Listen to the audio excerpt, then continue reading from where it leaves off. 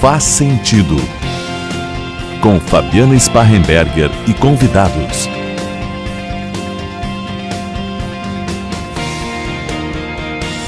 Olá, ouvintes da CDN, telespectadores da TV Diário e do YouTube do Diário. Começa agora mais um Faz Sentido e o tema de hoje é: como estão sendo sentidos hoje os impactos da pandemia na educação? Será que quanto mais nova a criança, maior é a perda no aprendizado?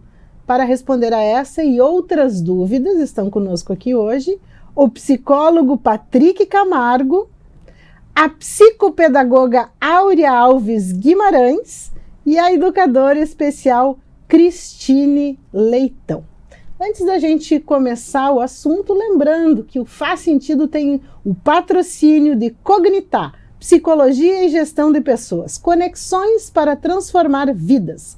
Nos siga nas redes sociais, @cognitar.desenvolve.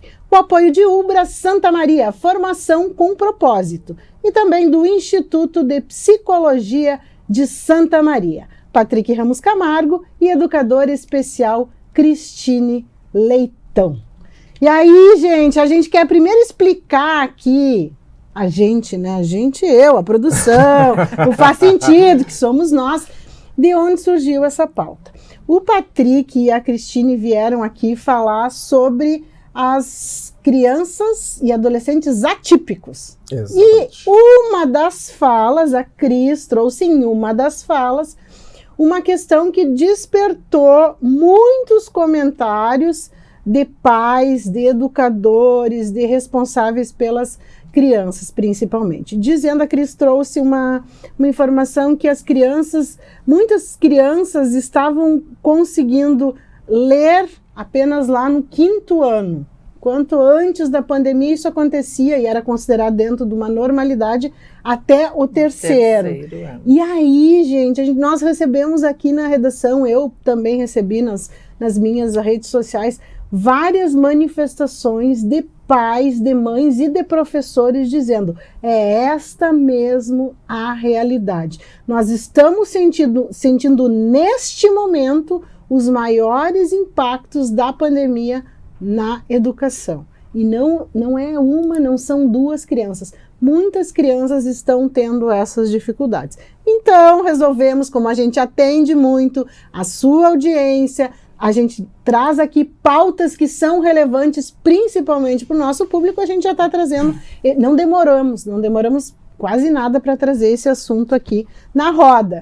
E como disse o nosso coordenador técnico, Fernando Barcelos, isso aqui hoje até não está Faz Sentido, está sala de debate, porque nós temos 3 participantes aqui comigo. Mas por quê? Porque é um tema de extrema relevância e que precisa ter vários profissionais, várias especialidades envolvidas para conseguirmos trazer a melhor informação. Até porque a gente trabalha em equipe, né? E quando a gente fala em educação, não tem como a gente deixar de fora a psicopedagoga, a educadora especial, entre outros profissionais. E essa questão da aprendizagem realmente está muito sentido nas escolas assim que a gente transita, né? Pelo menos as escolas que eu vou para os meus pacientes, a gente vê muito essa questão de como as crianças estão com dificuldades mesmo, assim, de passar por uma próxima etapa, de entender uma explicação. Às vezes, funções básicas, eles não conseguem ter um aprendizado como se tinha anteriormente. E aí entra essa questão que a Cris trouxe, que é alarmante mesmo, né? Antigamente a gente tinha o quê? Num primeiro ano se reprovava, hoje não se reprova mais. Né? E agora temos o que? Mais essa dificuldade até o 5º ano. E o que a gente pode pensar disso? Bem como a Cris trouxe anteriormente, a questão de que são crianças que vão para um 6º ano, que vão para um 7º ano, já com essa dificuldade imensa, né? E com essa defasagem no aprendizado. E outra questão também, eu lendo a enquete agora, isso que a nossa realidade é uma realidade particular, de escolas Exato. Particulares, e que já está nesse nível o problema. Agora, eu fico imaginando, eu não sei se a Áurea, enquanto profissional, também tem contato com algumas crianças de escolas estaduais ou municipais, porque durante a pandemia, a escola com quem eu trabalho, que os meus pacientes frequentaram, são escolas que tiveram suporte técnico, né, da informática, tiveram acesso, e as outras escolas que não. Então, quando eu me deparo com os problemas na minha escola, eu fico pensando como que está a realidade. A gente começa a ler, na leitura é alarmante, né? É assustador, porque nós já temos dados estatísticos, né? Que é uma loucura disso, a defasagem que está. Eu estava lendo essa semana e uma coisa me chamou a atenção, que as crianças, como eu falei também no outro encontro, as crianças da pré-escola, que era uma coisa que estava me chocando ver a parte da educação física, então a parte motora das crianças. E aí eu lendo essa semana me chamou a atenção outro fato, além da parte motora, a parte da linguagem, que ficou muito defasado.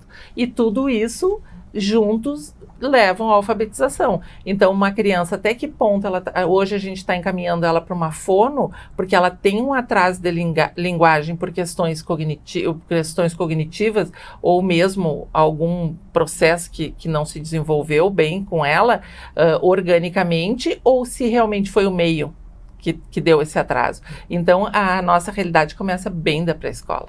Não, e até mesmo essa questão, quando a gente fala de escola e educação e aprendizagem, esse dado é muito interessante, porque o que nós temos? Falando em relação, né, à linguagem, as fonos estão superlotadas já. Por quê? Porque a gente precisa ver se realmente é uma questão de aprendizagem ou se é de linguagem, se tem algo a ser investigado mais a fundo. Então, se os profissionais que trabalham com crianças de todas as áreas, eles estão encarando uma realidade assim, ó, tão intensa, por quê? Porque está tendo uma demanda exaustivamente, assim, de tantas crianças que estão precisando de auxílio.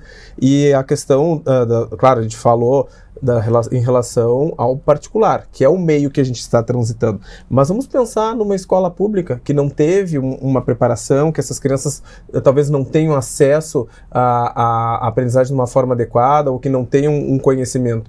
Vão ser adultos que, consequentemente, vão ter um impacto muito grande e sequelas para o resto da vida.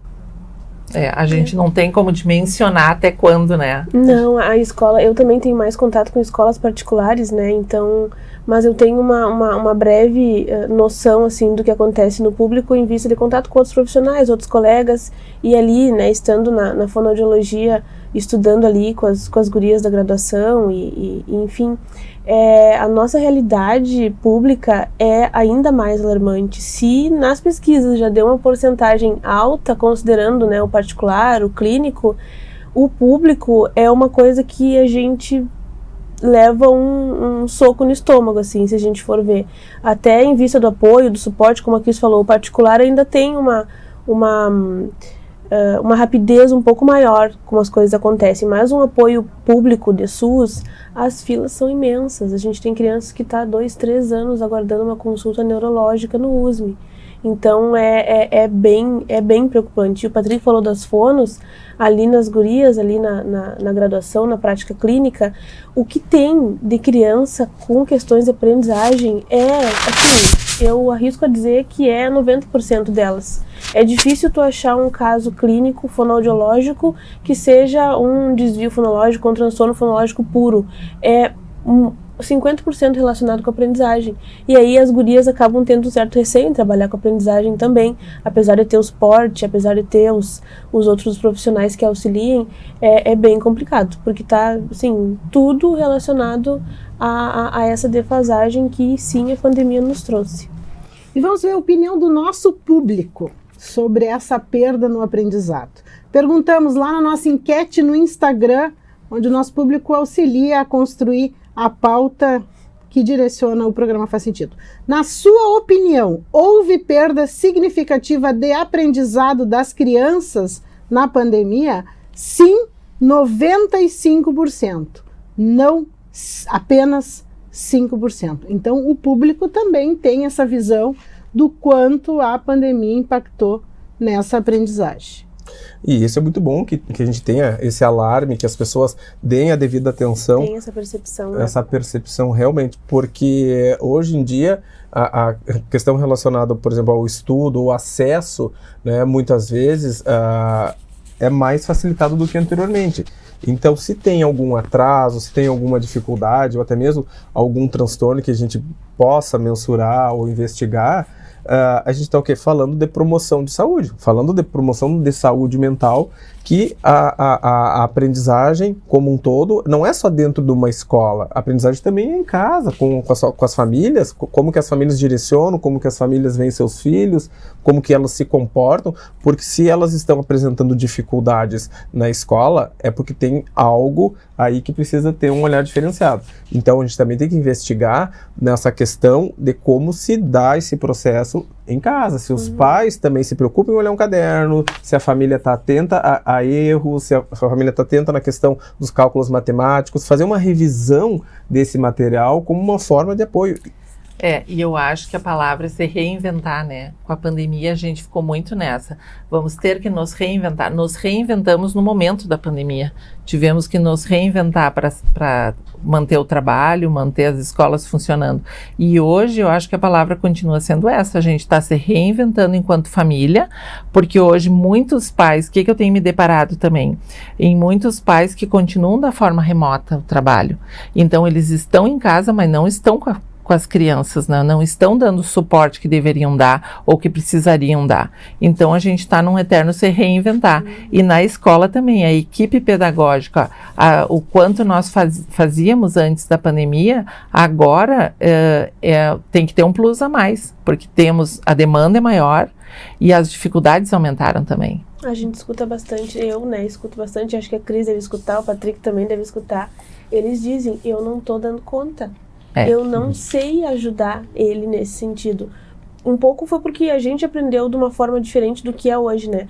E outro pouco é porque é difícil. É isso que a Cris disse do manejo deles de casa, de como auxiliar. Eles têm um processo de aprendizagem diferente e daqui a pouco o auxiliar em casa pode ser que até certo ponto pode ser que atrapalhe. Então, assim, é uma coisa que os pais não estão conseguindo dar conta dessa demanda toda, né? Dessa demanda toda.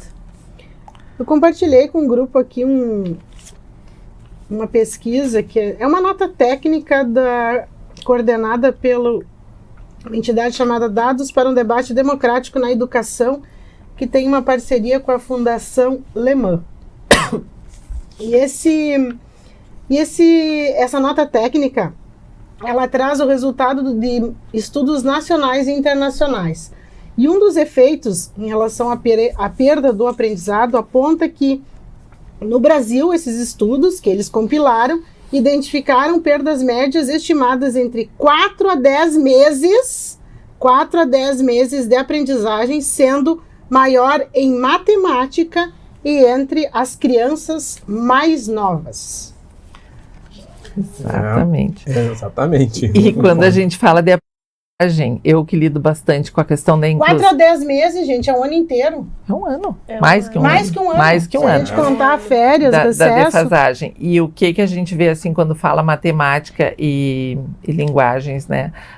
Eu que lido com a questão da inclusão, a gente foca em conteúdos, uma criança incluída, a gente foca na questão lógico-matemática e na escrita e na leitura, que é uma questão social para sobreviver, é o que a gente precisa. Então, com certeza, são duas habilidades que qualquer criança tem através da parte motora e da linguagem para poder dizer que realmente está alfabetizada. Então, é as duas áreas que, com certeza, foram mais prejudicadas, né? E que tem a ver com o resto tudo. Também perguntamos na enquete a percepção do nosso público sobre essa perda maior no aprendizado. 25% apontaram a matemática, 22% linguagem, 53% sem condições de avaliar. Também em relação à afirmação do estudo, a compilação dessas pesquisas, quanto mais nova a criança, maior a perda no aprendizado. O que o nosso público achou? Que é verdadeiro, 51%, falso, 24%, não sei avaliar, 25%. Mas justamente isso que vocês trouxeram. Eu recebi o relato de uma avó muito preocupada com a neta, que está no terceiro ano, que eles não conseguem, estão tratando também com terapia, porque o desespero da criança é que ela não consegue sequer ler a atividade que precisa fazer, ela não consegue saber, e aquilo está gerando um impacto nela, que é uma angústia que é gigante. Aí vem toda a questão da autoestima e aí que está a clientela do Patrick, né? Só que eu ainda me atreveria a dizer que não é só a angústia da criança e da família, é dos professores, da questão pedagógica da escola. Os professores estão muito angustiados com não isso. conseguindo ajudar, Se sentem frustrados porque não estão dando conta. A gente sempre fala que uma turma é heterogênea, né? Mas hoje, eu não sei nem como a gente falar. Então, dentro de uma sala de aula, hoje podemos dizer que cada criança está numa fase. A gente não pode dizer estão a nível de terceiro ano, de segundo ano. Ali dentro tem crianças de pré-escola, primeiro, segundo, porque são crianças que estão com falta de habilidades, assim, que eram pré-requisitos de pré-escola. Imaginem assim vocês, nós temos 2 anos praticamente. Então, crianças que fizeram o primeiro e o segundo, elas não tiveram 2 anos de pré-escola. Então, elas vêm com esse atraso de 2 anos na pré-escola, que não fizeram, e agora 2 anos que a gente está se reinventando numa educação que está difícil. A gente sabe que existe E até pela questão da sociabilidade também, né? Porque essas crianças que não foram à escola, que já fizeram para o primeiro e segundo ano... As habilidades sociais. As habilidades sociais ficaram prejudicadas. E frustrações, né? Porque aonde que a criança aprende a se frustrar são nas habilidades sociais. E se ela não pratica isso, aí fica complicado. E lembrando também, né, Cris, que é importante que as crianças, eu sempre falo, as crianças têm que se frustrar. Né, porque tem estudos que mostram que crianças que se frustram na infância, que os pais permitem que eles se frustrem, eles têm 90% de chances de não desenvolver uma depressão na adultez. Por quê? Porque já começaram aquele movimento de frustração, de entender seu processo emocional. Agora, Patrick, nesses 2 anos, né, de pandemia, das aulas online, eu ficava online assistindo não de uma turma, de toda a escola, eu entrava em todas as salas. E o que a gente percebia? A criança, quando ela se frustrava, o que ela fazia? Desligava a câmera, saía da aula. Então, frustração, não lidamos com isso durante esse tempo todo. E aí entra a questão da tecnologia, o quanto atrapalha hoje também, né? Tá perdendo num jogo, não quero mais, desliga. E acontecia isso nas aulas. Quando a gente ia ver, cadê a criança? Sumiu. Aí a gente entrava em contato com a família. Não, ele resolveu que não quer mais a aula. Então acontece isso. Ele resolveu. E realmente. Aí tinha famílias e famílias. Não, ele já está entrando de novo. Aí fazia pedir desculpa para nós e voltar. Mas não gostei, a prof não deixou eu falar. Por que desliga e sai da aula? Legal, né? Até isso a gente se preocupou também. Que aconteceu algumas situações, principalmente com as crianças incluídas, que eu acompanhava em sala de aula, quando não gostavam, desligavam. Que até é mais difícil nesse sentido da tecnologia para as crianças incluídas, de ter que estar frente a uma tela para aprender. Sim, teve algumas que nem conseguiram. Tivemos que adaptar usar de uma outros outra maneira. recursos que não conseguiam. O segundo efeito, são 4 os principais efeitos detectados nessas pesquisas. A perda do aprendizado, que foi o primeiro que nós tratamos aqui, e, na sequência, o aumento das desigualdades de aprendizado. Os alunos, diz a nota, os alunos do nível socioeconômico mais baixo apresentaram perdas de aprendizagem mais acentuadas, aquilo que a gente falou lá no início, né? Nesse exercício, imagina como estão as escolas públicas. No Brasil, estudos identificaram que esses alunos de nível socioeconômico mais baixo aprenderam a metade do que os seus pares não vulneráveis em 2020, antes da pandemia. A metade do que esses que já aprenderam menos, né, aprenderam. Então, realmente, gente, isso aqui é alarmante. É alarmante. Alarmante. O pouco que foi possível aprender, eu acho, dentro, né, do contexto da escola particular e das condições socioeconômicas, foi possível, né? Acompanhar aulas online, foi possível adquirir material, foi possível ainda seguir de certa forma. E quem não tinha um telefone para acompanhar o link de aula, não tinha a internet, não tinha como pagar, não tinha, enfim. Então, eu tinha que buscar material no colégio. Como que foi, né? A gente teve que ir para vários tipos de recursos para tentar dar conta. E mesmo assim, se o pessoal que teve condições aprendeu metade, consequentemente, quem tinha um pouco menos de condições, né, acabou acontecendo isso. Né? Entrando nessa estatística, né? Exatamente. Que essa pesquisa que tu falaste é uma pesquisa séria, né? E é comprovado, então a gente tem que estar atento aos números, sim, a gente tem que estar atento aos temas e os resultados que esses números revelam, porque a gente também precisa se direcionar sempre, né, agora mais do que nunca, pela questão escolar e da aprendizagem, porque é a base de tudo para a vida.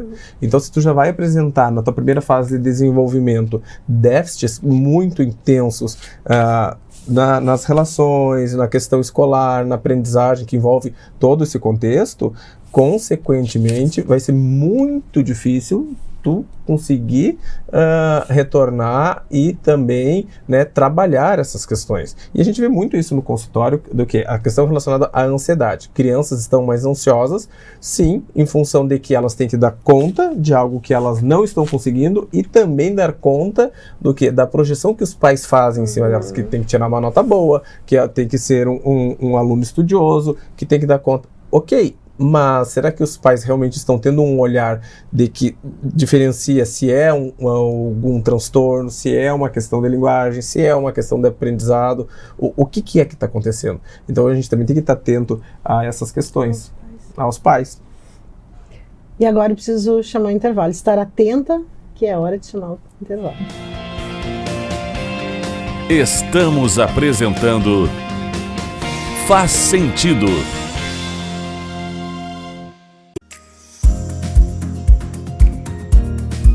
Vem para a Ubra e comece a planejar o seu futuro hoje. As inscrições para o vestibular da Ubra estão abertas. A Ubra oferece cursos presenciais, híbridos e EAD. Estude do seu jeito, escolha o formato de ingresso e desconto que mais combina com você. Mais qualidade de ensino, mais flexibilidade. Chegou a hora de colocar mais Ubra na sua vida.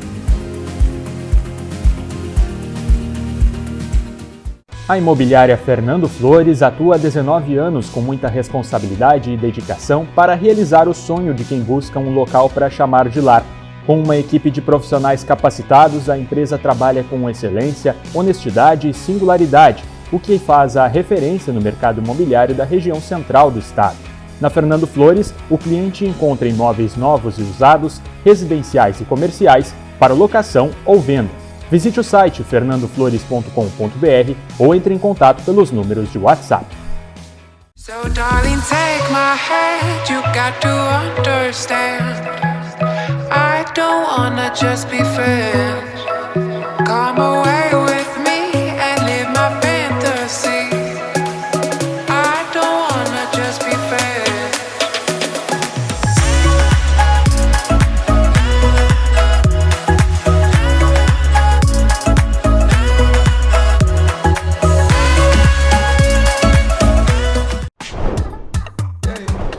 Chegou o Clube D+, o clube de vantagens do assinante do Grupo Diário. Nele você tem muito mais descontos em restaurantes, lojas, cinemas, academias, farmácias e muito mais.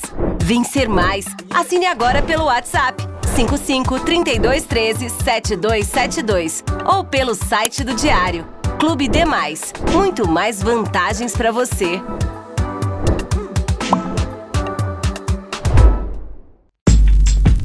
Escolha um novo jeito de cuidar do seu dinheiro. Escolha um cartão que é aceito no mundo inteiro. Escolha taxas mais justas de quem não vive às custas de ninguém para prosperar. Escolha cooperar. Olha, o futuro se desenhando. Já imaginou todo mundo cooperando? Escolha um futuro melhor para todos. Escolha cooperar. Escolha Unicred. Voltamos a apresentar Faz Sentido. Desigualdades de aprendizado que havia entre crianças antes da pandemia aumentaram muito depois dela?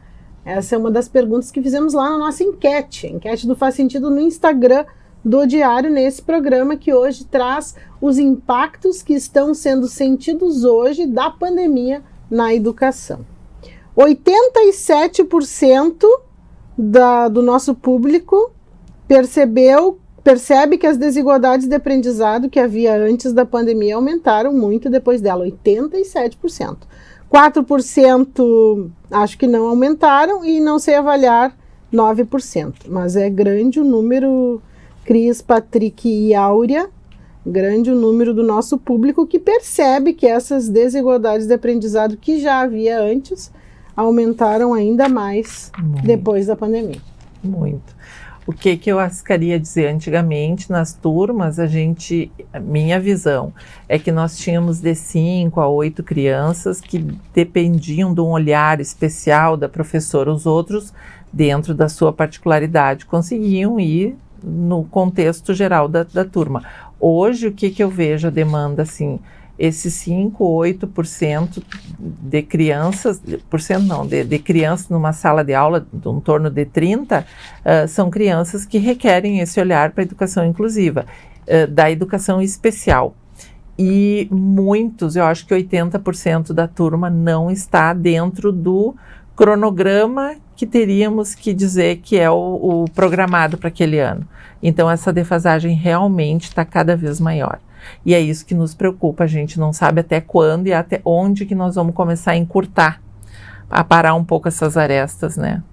Como fazer? Uma avó que entrou em contato comigo falou que, estava comentando aqui no intervalo, vou compartilhar também com vocês, que ela estava dizendo que uma outra angústia dela, da mãe, do pai, enfim, da criança, é que os professores também, ao mesmo tempo que tem que tentar fazer com que aquela criança recupere essa defasagem no aprendizado, ao mesmo tempo elas têm conteúdo que precisam seguir, que precisam cumprir, pelo qual são cobradas, e aí vocês imaginam, se antes já era difícil alinhar esses momentos que naturalmente são distintos entre as crianças e mesmo os adolescentes de aprendizado, isso é natural. Vocês imaginem com esse efeito da pandemia nisso tudo, com essa desigualdade muitas vezes tão acentuada.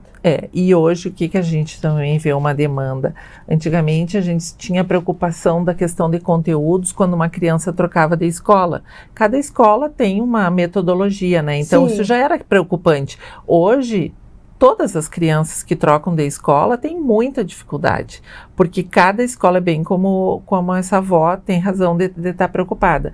A escola adota um sistema hoje, a maioria das escolas particulares, pelo menos, tem livros, né, apostilas, e tem módulos para cumprir. Então, o professor sofre exatamente isso, essa pressão de que tem que ir até o módulo tal no primeiro trimestre, na minha escola, que é trimestre, tem que cumprir até aqui, e a gente sabe que não é bem assim. Ano retrasado, quando a gente voltou em setembro, eu acho que a gente voltou com aulas presenciais, os módulos com certeza estavam atrasados e a gente fez o que pôde para chegar no fim do ano tentando alinhar para iniciar o ano passado. E agora esse ano também, então tá difícil realmente fazer isso. E as famílias estão vendo, porque com essa questão de material, com os livros, a família tem como acompanhar e ver que a gente não está dando conta, porque não tem como seguir, né? É muito complicado. E fora que também, antigamente era uma outra metodologia. Tinha o quadro negro, onde tu tinha os discos coloridos, que tu passava ali, escrevia, as crianças desenhavam, tinham a habilidade da escrita, né? A habilidade motora também hoje, né? Hoje, o que nós temos? Apostilas. Apostilas, né? Um quadro branco, onde é passado o material, e eles acompanham na apostila e vão escrevendo poucas coisas ali. Então, o que acontece? Isso acaba tendo atraso. E aí, então, é mais fácil tu fazer mais rápido, e aí depois tu pode usar um eletrônico, que também desvia a tua atenção. Em salas de aula, os data shows. Então aí entra aquela questão também que a gente falou no início da questão da tecnologia. Até que ponto que ela auxilia e até que ponto que ela prejudica na questão do aprendizado. Nós tínhamos, né, o hábito de copiar do quadro e tinha que copiar, porque daqui a pouco a professora ia apagar um lado do quadro, né, e agora a professora ditava. Também. É pouco que se vê hoje o exercício da escrita, né, do copiado, da referência, de olhar e copiar. Então isso também acabava estimulando bastante, né, o aprendizado. E hoje a gente tem o celular, tô atrasado, tira a foto ali do quadro e copia depois. Ou daqui Exato. a pouco pede no WhatsApp para um coleguinha a foto do caderno, manda e aí copia só para completar ali. Ou daqui a pouco o professor só pede, coloca só as respostas no caderno, porque já tá tudo no livro, já tá tudo ali, né? Bem complicado. Essa nossa era da tecnologia e da modernidade. Modernidade, pandemia, tecnologia. Tudo ao mesmo tempo Tudo agora. ao mesmo tempo, né? É uma enxurrada de informação. Ao mesmo tempo que a tecnologia nos ajudou, por um lado, né, a manter... E está nos ajudando, e né, a nos se ajudando, recuperar mais. né, na recuperação, enquanto foi necessário, e ainda é, porque muita coisa a gente seguiu fazendo, um pouco no online, um pouco no presencial, até onde também nos dificultou, trouxe benefícios, mas também nos trouxe uma lacuna aí enorme.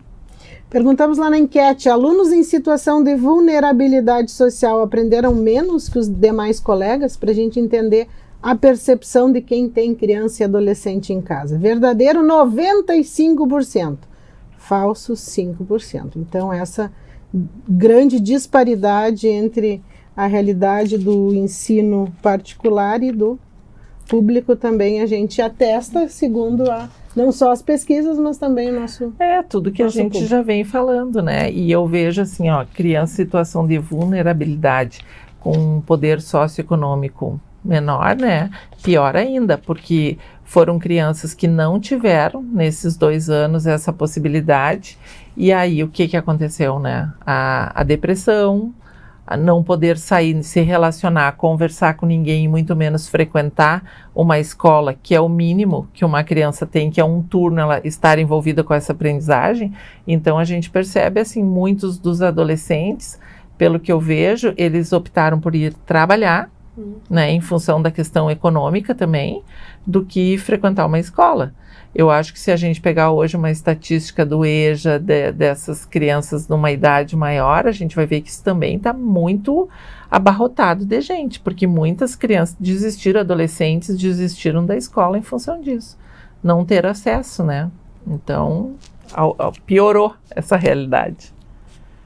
O estudo que a gente traz para a discussão de hoje, ele analisa justamente os efeitos, esses efeitos que a gente está trazendo aqui. Falamos já de perda de aprendizado, em média de 4 a 10 meses de perdas em função da pandemia.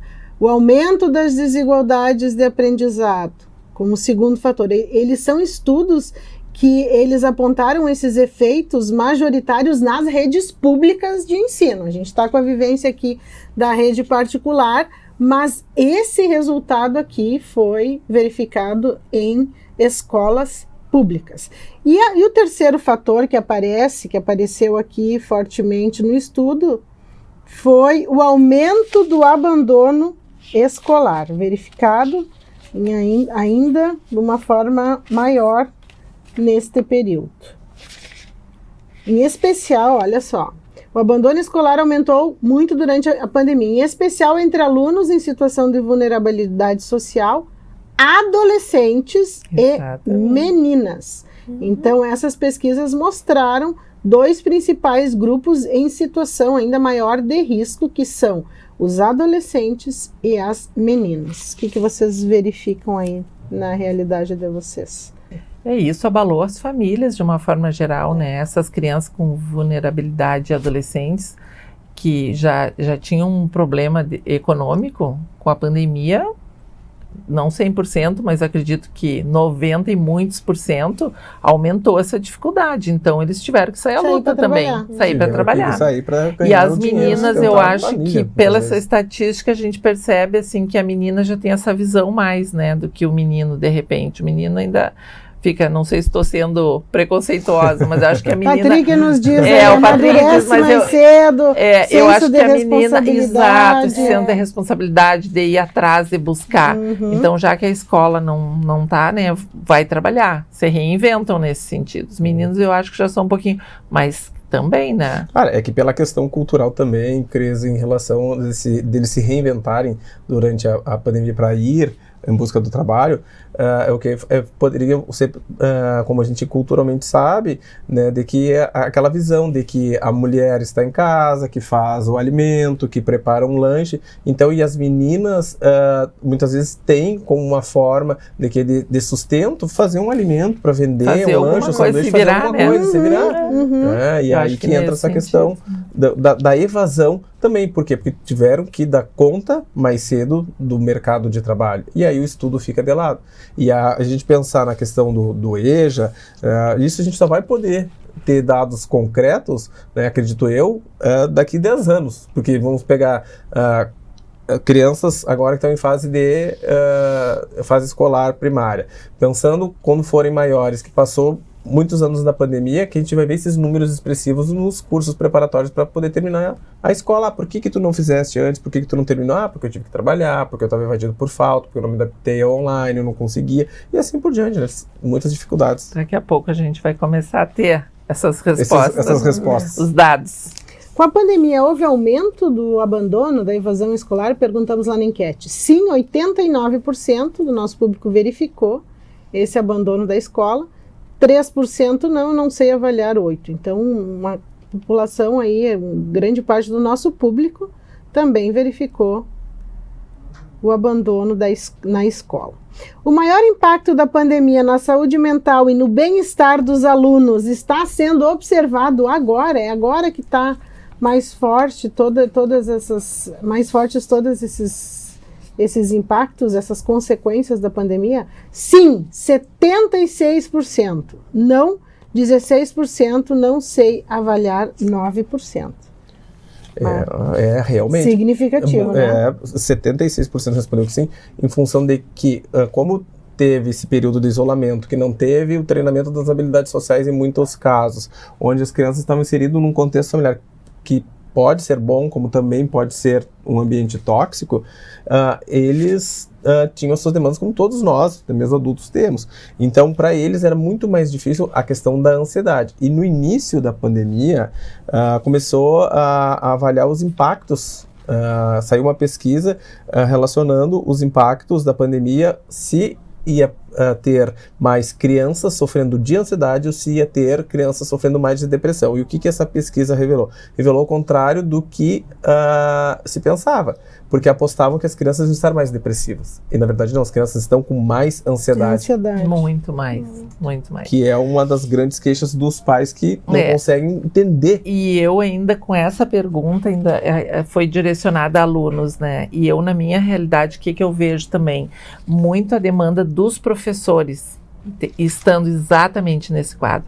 Eu vejo, assim, na instituição que eu trabalho, eles estão apostando muito em chamar profissionais para trabalhar a questão da saúde mental dos funcionários, né? Do corpo docente. Então, não é só os alunos. Eu acho que as famílias estão passando por isso também, né, Patrick? A gente vê, sim, enquanto a Áurea também.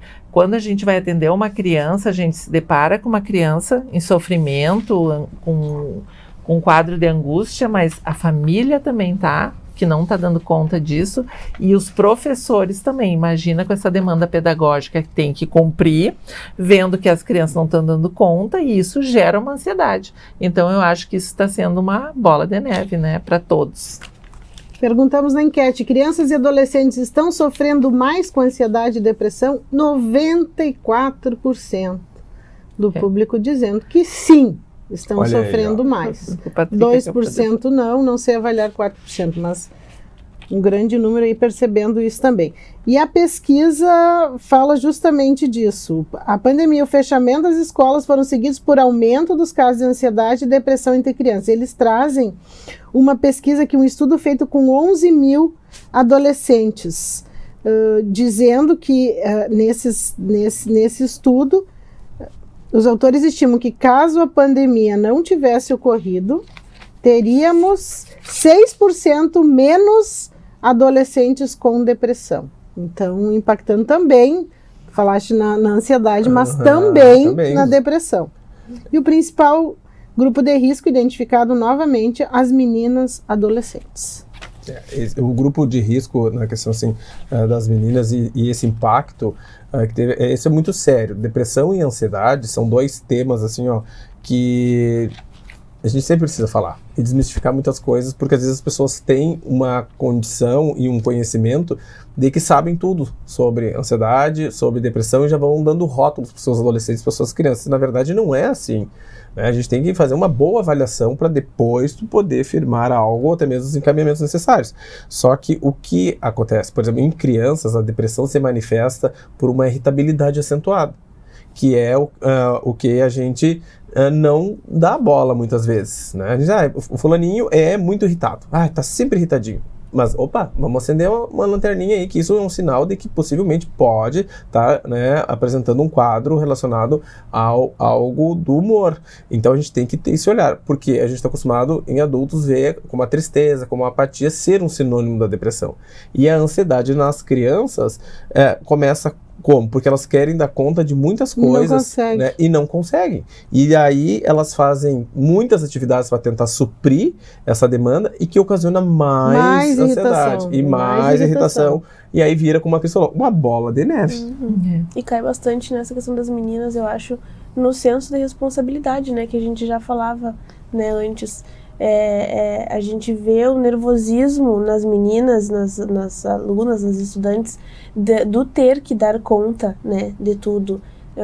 Não só porque, daqui a pouco, por achar que meu pai e minha mãe esperam por isso, ou dela mesma, né? Ela precisa, ela quer aprender, ela gosta da escola, mas é uma coisa que está influenciando e que ela não está conseguindo. Então, sim, a gente vê, assim, na realidade, né, a pesquisa foi feita com estudantes de escola pública e sim, a gente vê muito. Ontem mesmo ali na fonoaudiologia chegou um parecer de um neuro que dizia que a menina estava com transtorno do pânico, com crise de ansiedade, que precisava frequentar, né, fazer um tratamento psicológico, psiquiátrico. Então, e uma menina com 12 anos. Então, estando no colégio, tendo dificuldades de aprendizagem. Então, enfim, uma super bolinha de neve, um combo que precisa ser tratado, né? E aí agora ver até onde os encaminhamentos vão ser possíveis para auxiliar ela nesse sentido. Que encaminhamentos que a gente faz e não tem onde, e né? não dá conta, e psicopedagogo, e fono, e psicólogo, e psiquiatra. Os encaminhamentos até são feitos, mas e dá conta de tudo isso também, não estão conseguindo suprir com a demanda com a demanda que se tem hoje em dia. Bem complicado. Isso tanto no público quanto no particular, que era o que a gente estava falando antes. Né? Vamos trazer aí para o público, que eu fiquei bem assustada até que os colegas, eu digo os colegas do Faz Sentido, os colegas do Faz Sentido trouxeram que não tem consulta na rede particular para psiquiatra, por exemplo, para tratar criança. Neurologista. Gente, para novembro. Não tem particular. Novembro, gente. Novembro. Ontem eu recebi uma Nós estamos em julho. Uma mãe me dizendo, Cris, ok, só para novembro. E bem complicado. Então, o que fazer? Como que a gente vai aguardar até novembro para atender essa criança? E quando a gente resolve toda essa perda no aprendizado?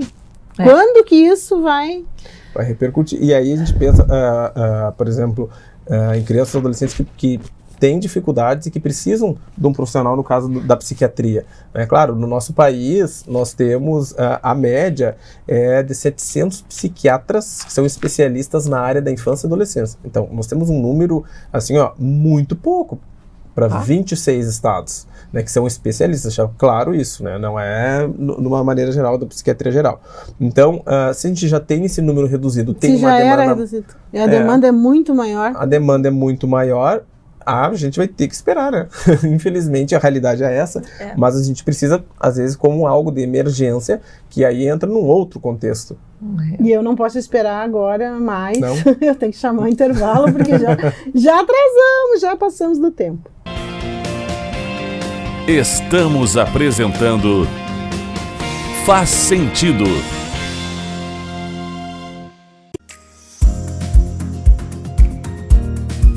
Vem para a Ubra e comece a planejar o seu futuro hoje. As inscrições para o vestibular da Ubra estão abertas. A Ubra oferece cursos presenciais, híbridos e EAD. Estude do seu jeito, escolha o formato de ingresso e desconto que mais combina com você. Mais qualidade de ensino, mais flexibilidade. Chegou a hora de colocar mais Ubra na sua vida.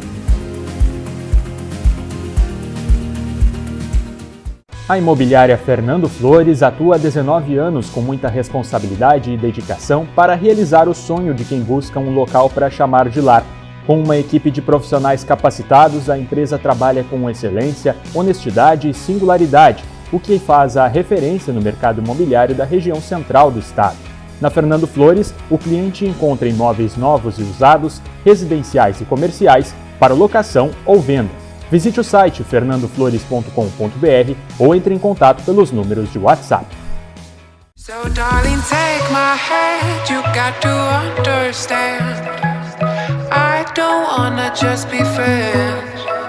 Come away with me and live my fantasy. I don't wanna just be friends.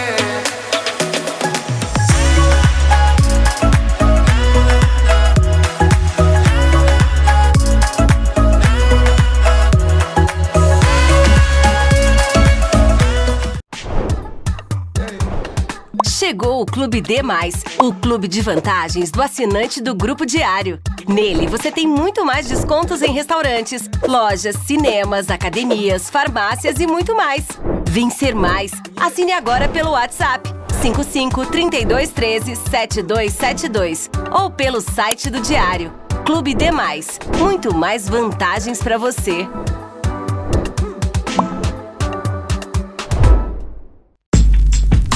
Escolha um novo jeito de cuidar do seu dinheiro. Escolha um cartão que é aceito no mundo inteiro. Escolha taxas mais justas de quem não vive às custas de ninguém para prosperar. Escolha cooperar. Olha, o futuro se desenhando. Já imaginou todo mundo cooperando? Escolha um futuro melhor para todos. Escolha cooperar. Escolha Unicred.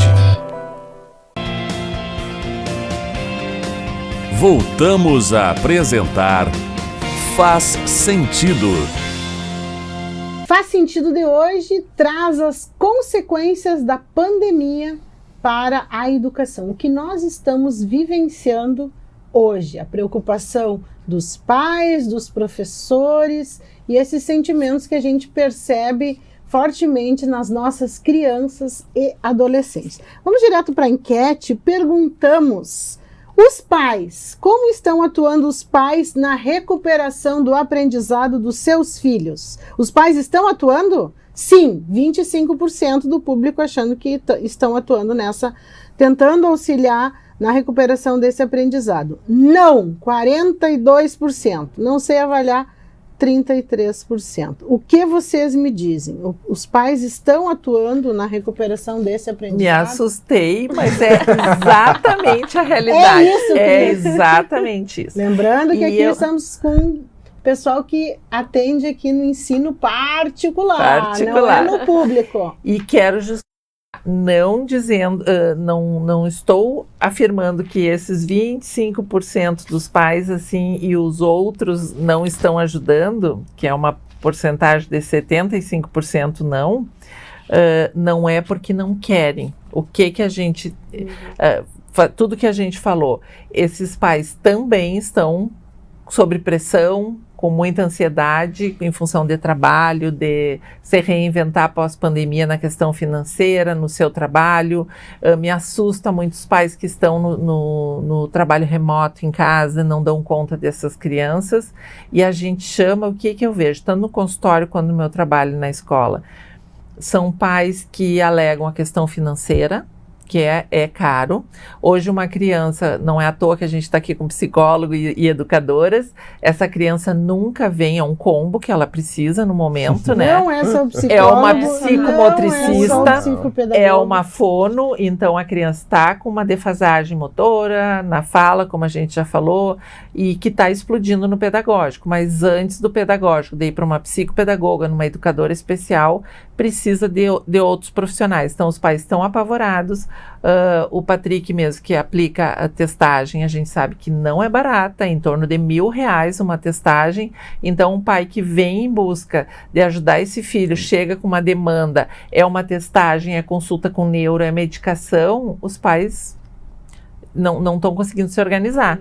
Então, eu acho que realmente eles não estão conseguindo ajudar os seus filhos, e eu repito, não é por falta de vontade, é porque eles também não estão bem, não estão preparados, e os que querem vão marcar uma consulta e é para novembro, então tá tudo muito embolado. A gente tem que lembrar do que o impacto para muitas empresas, para muitos profissionais, os impactos maiores, assim como a gente está percebendo que os impactos maiores na aprendizagem estão aparecendo agora, os impactos muitas vezes do que foi essa pandemia no mercado de trabalho está sendo sentido agora mais fortemente também.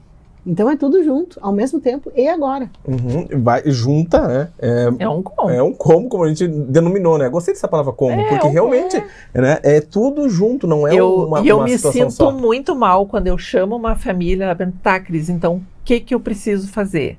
Aí eu digo, não, eu vou te dizer o que nós vamos ter que agora elencar o mais importante. Eu digo que as prioridades. Né? Então, assim, a prioridade está aqui, ó, um psicólogo e uma psicopedagoga. Agora, claro, se uma criança está com atraso de linguagem também, eu não posso deixar passar, porque a psicopedagoga precisa, para trabalhar com essa criança, que ele tenha um trabalho com a fono. Então, eu vejo, sempre quando a gente está falando aqui da criança, da dificuldade, eu estou dizendo até da saúde mental da criança, mas do professor, do adulto, porque eu vejo assim no meu trabalho, aquele professor que está ali, que eu estou vendo que está em sofrimento, que não está bem, ele é um pai, ele é uma mãe, ele sustenta uma família. Sente duplamente os efeitos, porque é em casa e ao mesmo tempo é na escola tentando resolver. Então ele está lá tentando resolver o aluno, o conteúdo que ele é pressionado pela instituição, e é óbvio, né? A gente adotou um material, tem que dar conta.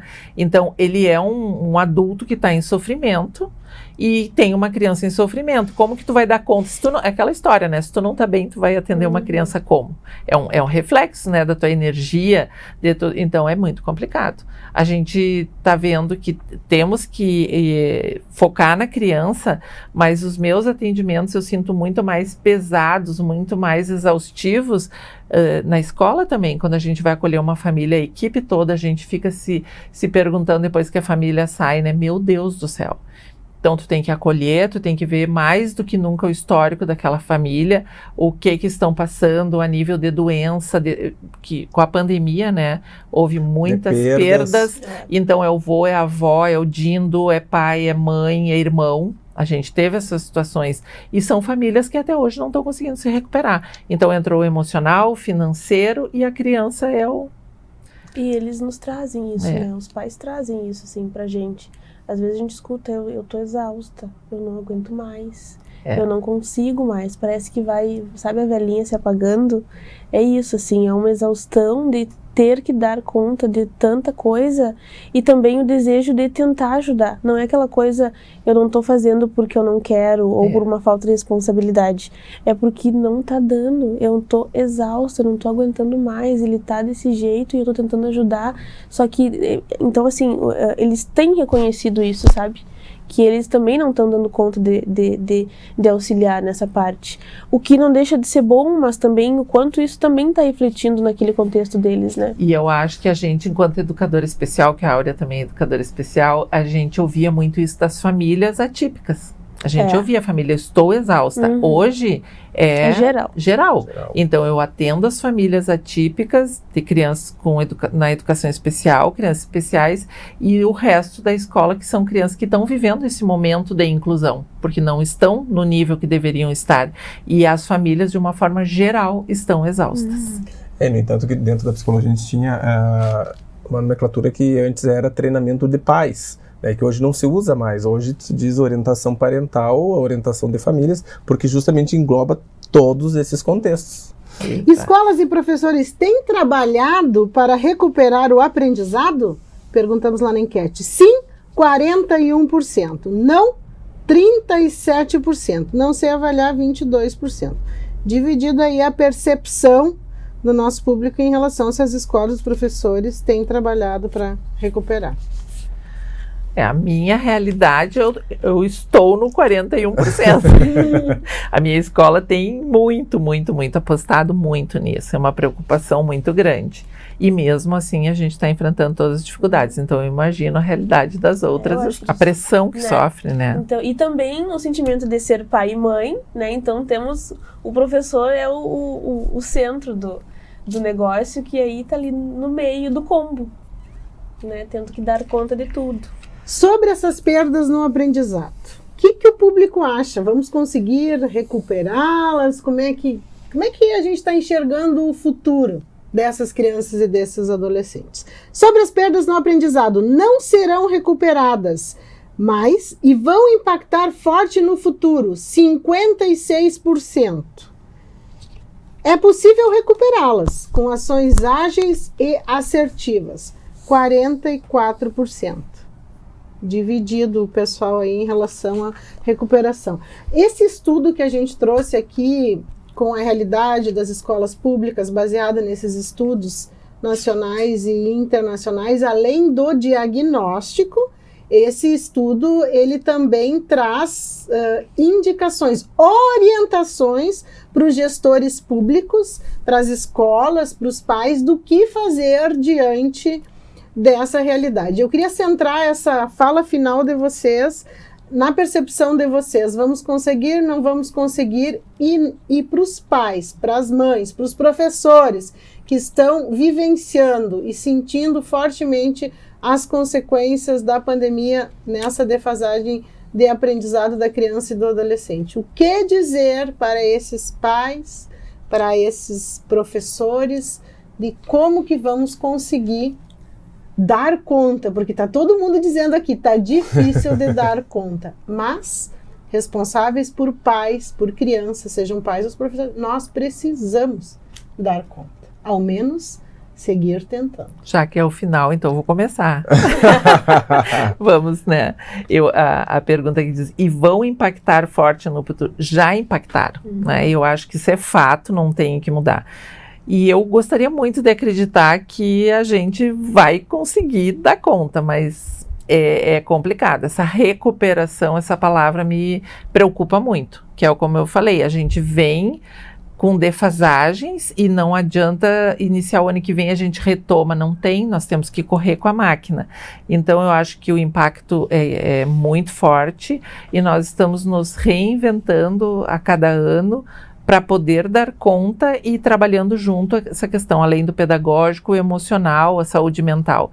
Então eu acho que o focar na saúde mental, como eu falei, quando a gente recebe a família para falar do pedagógico, a gente gasta 80% do tempo falando da saúde mental da criança, de nós enquanto equipe, e dando um suporte para essa família.